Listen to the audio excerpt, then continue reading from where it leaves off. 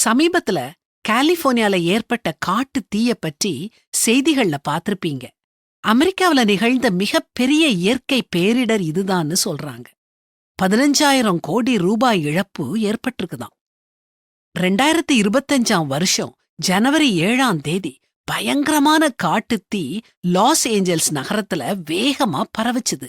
40,000 ஏக்கருக்கும் அதிகமான நிலங்கள் நெருப்புனால சூறையாடப்பட்டுச்சுது.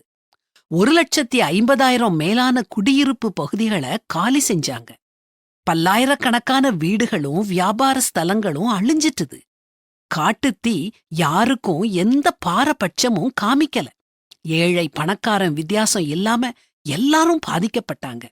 கலிபோர்னியாவுல ஒவ்வொரு வருஷமும் காட்டுத்தீ ஏற்படுறது வழக்கமான விஷயம்தான்.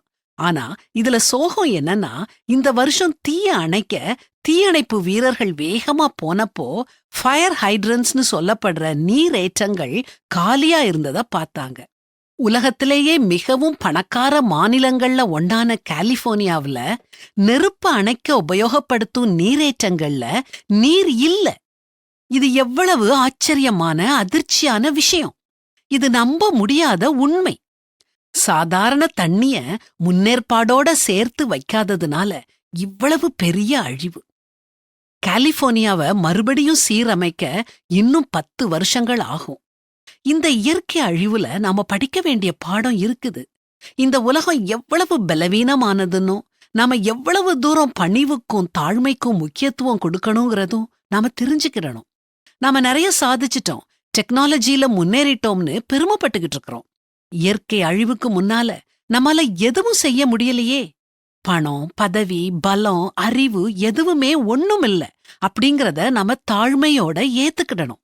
ஆண்டவரை தவிர வேற யாரும் வேற எதுவும் நமக்கு உண்மையான பாதுகாப்பை தர முடியாதுங்கிறதையும் புரிஞ்சு அவரை மட்டுமே நம்பி வாழுவோம். உன்னதமானவரின் மறைவில் இருக்கிறவன் சர்வ வல்லவருடைய நிழலில் தங்குவான்.